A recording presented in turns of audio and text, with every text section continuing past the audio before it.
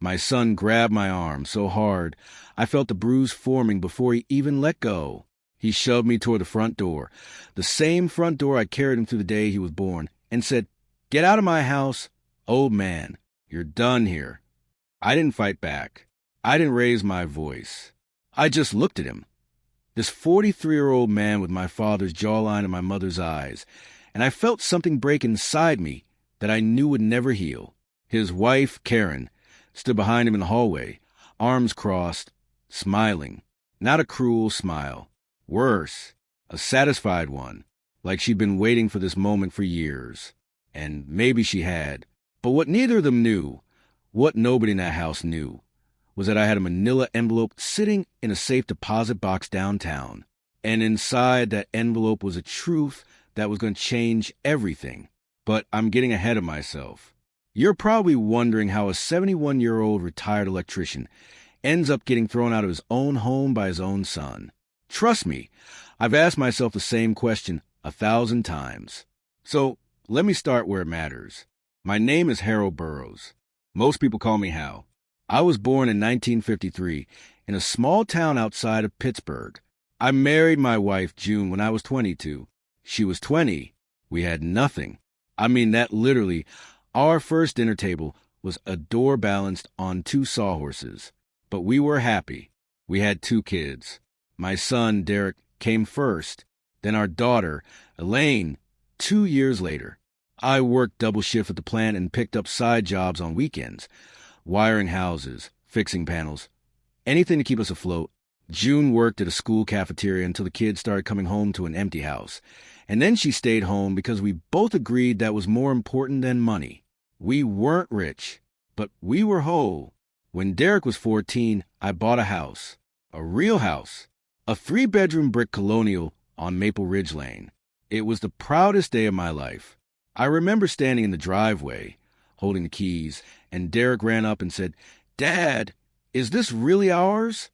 I said, "Every brick, son." He hugged me so tight I thought my ribs would crack. That memory haunts me now, because the boy who hugged me that day is not the man who grabbed my arm 40 years later. And I still don't fully understand what happened in between. June passed in 2016. Pancreatic cancer. Fast and merciless. One day she was laughing at a game show. 6 weeks later, I was picking out a casket. After the funeral, Derek sat beside me on the porch and said, "Dad, you shouldn't be alone. Come live with us." His wife, Karen, nodded. "We have the room. Hal, your family." At the time, it sounded like love. I sold some things. Downsized my life into 4 boxes and a suitcase. Moved into the guest bedroom at Derek and Karen's place. A nice 4-bedroom house in the suburbs. But here's the detail that matters, and I need you to remember it. That house, the one Derek called my house, I helped him buy it. In 2005, when Derek was 30 and tried to get his first mortgage, his credit was a disaster. Credit cards, a repossessed truck, a bankruptcy filing at 26 that he swore was Karen's medical debt. So I co-signed, not just co-signed. I put up the down payment, $42,000, from the equity of my own home on Maple Ridge. And because his credit was so bad, the bank insisted that my name go on the deed. "It's just a formality," the mortgage officer said. I didn't think much of it. I trusted my son. But that decision, made in a fluorescent-lit bank office 20 years ago, will become the most important decision of my life. And neither Derek nor Karen ever remembered it. The first year at their house was fine. Quiet. I kept to myself, cooked a few dinners, helped with yard work. I liked being near my grandkids, Tyler, who was 16, and Madison, who was 12. But things started to shift. It was subtle at first. Karen stopped setting a place for me at dinner. "Oh, I thought you already ate," she'd say. I hadn't. Then Derek started making comments. "Dad, could you maybe stay in your room when we have company? It's just easier." Easier. I swallowed that word like a stone. Then came the night. I overheard them talking in the kitchen. I was in the hallway, heading for a glass of water. Their voices stopped me cold. "He just sits there all day," Karen said. "He doesn't pay rent. He doesn't contribute. He's dead weight, Derek." I waited for my son to defend me. He didn't. Instead, he said, I know, but what am I supposed to do? He's my father. Then act like a man and tell him. Karen said. That was the first crack. But it wouldn't be the last. Over the next 2 years, things got worse. Slowly, deliberately, like water wearing down rock.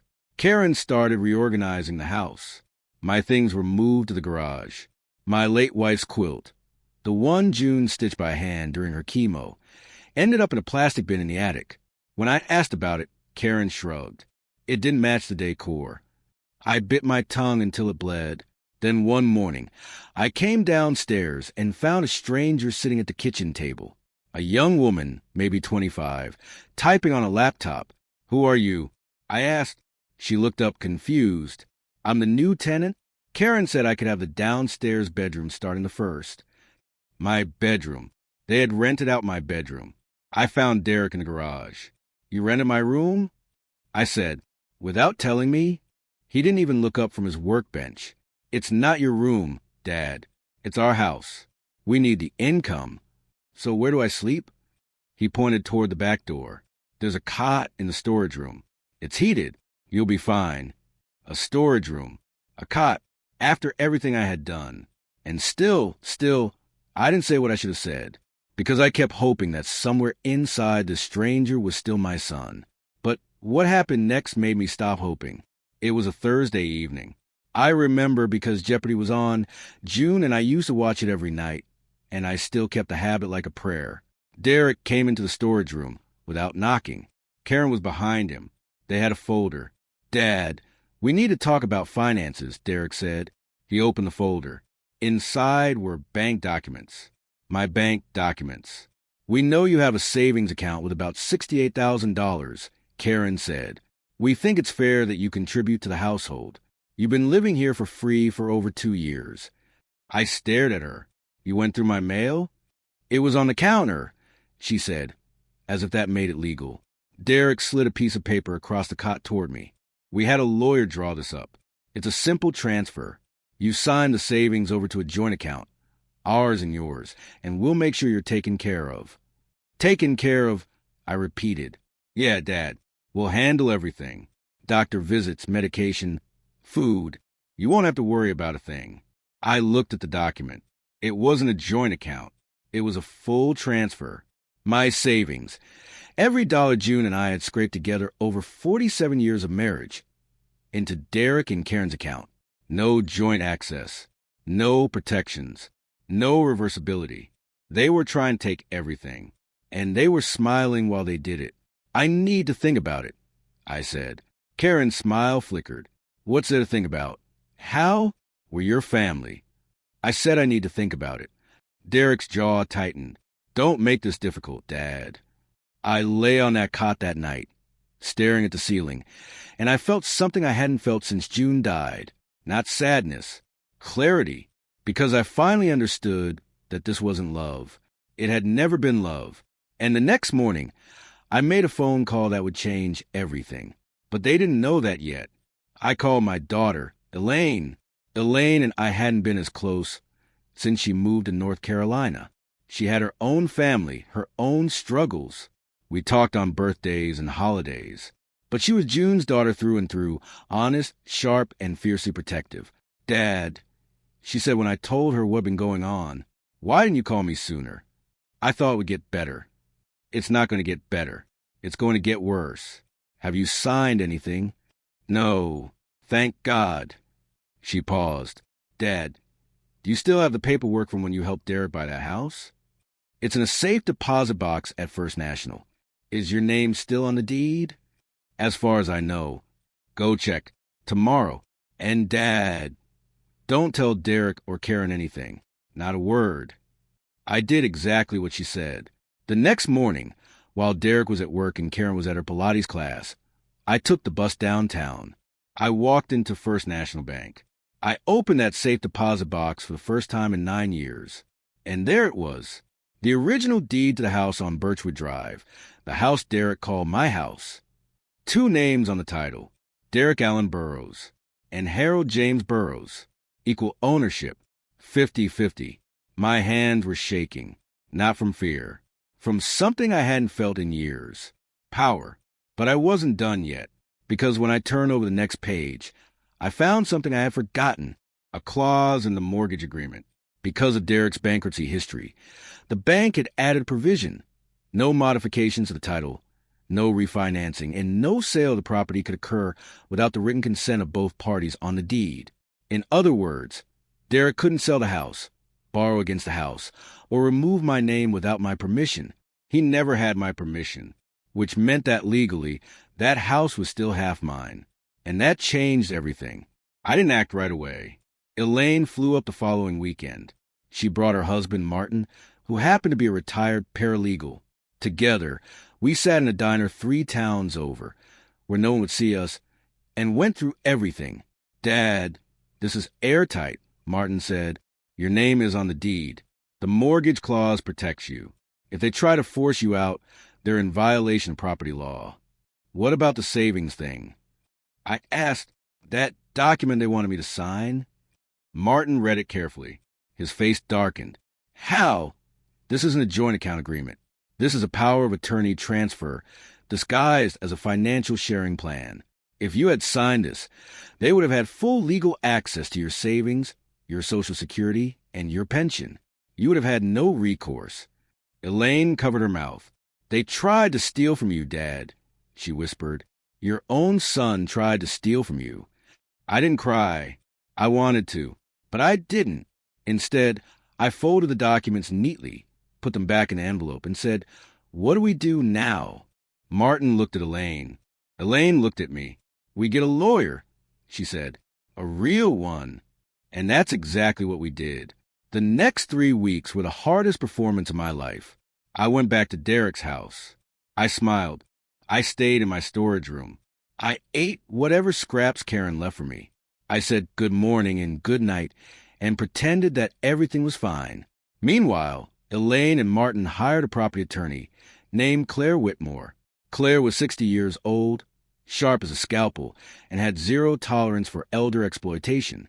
"Mr. Burroughs," she said during our first meeting, "what your son and daughter-in-law are doing is not just immoral, it's potentially criminal. Financial exploitation of a senior is a felony in this state." She filed a formal title verification with the county recorder's office. She ordered a full audit of the mortgage history. She documented the attempted financial transfer. And then she did something I didn't expect. She contacted Adult Protective Services. "Just as a precaution," she said, "in case things escalate." I didn't think they would. I was wrong. It was a Sunday morning. I was sitting on the back porch, drinking coffee, watching the birds. For a moment, it almost felt peaceful. Then Derek stormed out. "What the hell is this?" He was holding a letter, a certified letter from Claire Whitmore's office, addressed to both Derek and Karen. The letter stated, in plain legal language, that Harold James Burroughs was a co-owner of the property at 412 Birchwood Drive, that any attempt to remove him from the property constituted an unlawful eviction, and that any further attempts at financial coercion would be referred to the district attorney. Karen was right behind him, face white as chalk. "You hired a lawyer?" Derek said. "Against your own family?" I set down my coffee. "You tried to steal my life savings, Derek. You put me in a storage room. You rented out my bedroom to a stranger. You opened my mail. You told me to hide when company came over." He just stared. "And this morning," I said quietly, "you called me old man and told me to get out of your house."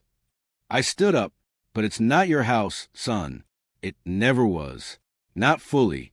My name is on every document that matters. The deed, the mortgage, the title. I put up the down payment. I co-signed the loan. Without me, you wouldn't be standing on this porch." Karen started to speak, but I held up my hand. "I'm not finished." I reached into my jacket and pulled out a second envelope.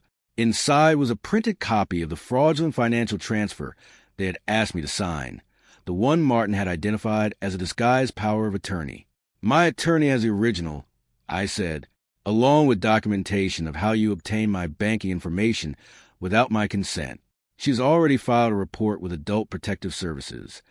Derek's face went from red to gray. "Dad." "Don't," I said. "Don't call me that right now." The silence that followed was the loudest sound I've ever heard. 2 days later, Claire Whitmore held a formal meeting at her office. Derek and Karen came with their own attorney, a young man who looked like he hadn't slept in 3 days.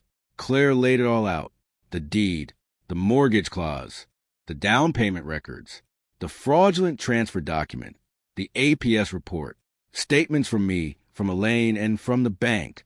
Derek's attorney leaned over and whispered something to him. Derek shook his head. Karen grabbed his arm. He shook his head again. Then Claire spoke. Mr. and Mrs. Burroughs, you have 2 options. Option 1. You buy out Mr. Burroughs' shared property at fair market value, which, based on current appraisal, is approximately $210,000. Karen made a sound like she'd been punched. Option 2, Claire continued calmly. Mr. Burroughs exercises his legal right as co-owner to force a sale of the property. The home goes to auction. Proceeds are divided according to ownership share, and the APS investigation proceeds independently. Derek looked at me. For the first time in years, I saw the boy, not the man Karen had shaped him into, not the coward who put his father in a storage room, but the 14-year-old who hugged me in the driveway and said, "Dad, is this really ours?" It broke my heart all over again.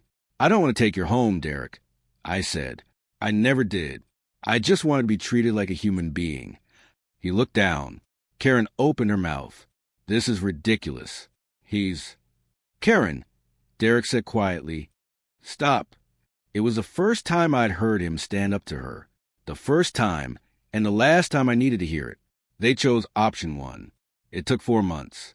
They refinanced the house, this time with Karen's parents co-signing, and paid me my share, $214,000. I moved out on a Wednesday. Elaine drove up to help. We loaded my 4 boxes in my suitcase, the same ones I brought 2.5 years earlier, into the back of her SUV. As we pulled out of the driveway, I looked at that house one final time. I built that life for him. I wired the porch light myself the weekend he moved in. I planted the maple tree in the front yard that's now taller than the roofline. Tyler, my grandson, was standing at the upstairs window. He pressed his hand against the glass. I pressed mine back from the car. That boy didn't do anything wrong. And that's the part that still keeps me up at night. I live in North Carolina now. A small 2-bedroom cottage, 10 minutes from Elaine and Martin. I have a garden. I have a porch with a rocking chair. I watch Jeopardy every night at 7, and sometimes I talk to June as if she's sitting beside me. Maybe she is. Derek called once, about 6 months after I left. He didn't say much. Just, "I'm sorry, Dad." I said, "I know." Then we sat in silence for a long time. I don't know if we'll ever be what we were. Some things, once broken, stay broken. Even if you glue them back together, you can still see the cracks. But I'll tell you what I learned. Getting old doesn't make you weak. It makes you invisible. And when people can't see you, they start to believe you don't matter. But I mattered. I mattered when I wired houses at 19. I mattered when I worked double shifts to buy that first home.